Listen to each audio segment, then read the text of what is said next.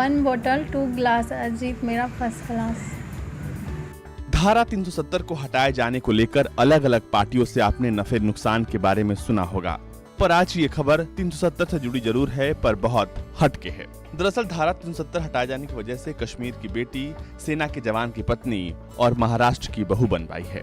भारतीय सेना में कार्यरत अजीत पाटिल ने कश्मीर की युवती के साथ शादी की है। महाराष्ट्र के सतारा जिला के कराड़ तहसील के उड़ाले गांव के अजीत भारतीय सैन्य दल में आर्मी एजुकेशन इंस्ट्रक्टर के पद पर झांसी शहर में कार्यरत हैं और सुमन जम्मू कश्मीर की किश्तवाड़ जिले के जोधानगर परमार गांव की रहने वाली हैं।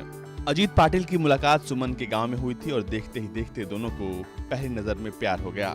सुमन देवी भगत के साथ पहली मुलाकात प्यार में बदल गई। इश्क इस कदर परवान चढ़ा कि प्रेम शादी में बदल गया। मगर धारा 370 की वजह से फौजी अजीत और सुमन देवी कई महीनों तक निराश थे। मगर भारत सरकार का 5 अगस्त का फैसला इनके लिए वरदान साबित हुआ। धारा 370 हटने के बाद अजीत और सुमन ने एक साथ जिंदगी बिताने का फैसला किया और दोनों 17 नवंबर 2020 को शादी के पवित्र बंधन में बंध गए।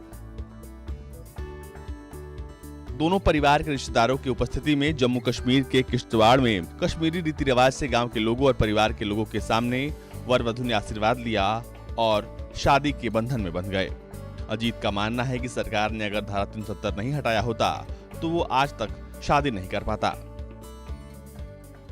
झांसी में आर्मी में पोस्टिंग के समय कश्मीर की युवती सुमन के साथ मेरी पहचान हो गई। अपने बहन के पास वो छुट्टियों में आई थी और फिर हमें प्यार हो गया। मैं उससे जानने के लिए और उसके परिवार से मिलने के लिए जम्मू कश्मीर के किश्तवाड़ गांव में चला गया। मैं वहां पहुंचा 9 दिन की छुट्टियों के लिए, पर वहां पर लॉकडाउन हो गया और आगे के 3 महीने वहीं पर अटक गया। इसी 3 महीने में उनके घर परिवार वालों को मैं काफी भा गया और उन्होंने भी ये तय कर लिया कि जम्मू कश्मीर का दामाद अजीत पाटिल ही होगा। शादी के बाद सुमन देवी 12वीं तक की अपनी पढ़ाई पूरी कर रही हैं। महाराष्ट्र के लोगों का स्वभाव और उनका रीति रिवाज कश्मीर की सुमन को बहुत भा रहा है। 12th के पेपर है। आगे पढ़ेंगी? हाँ।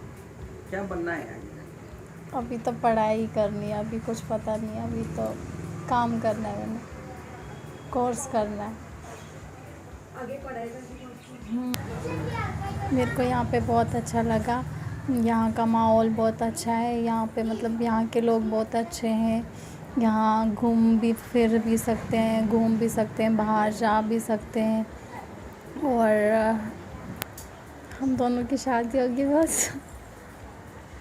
ये बहुत अच्छे हैं। मेरी सास भी बहुत अच्छी है, मेरे देवर जेठ भी बहुत अच्छे हैं।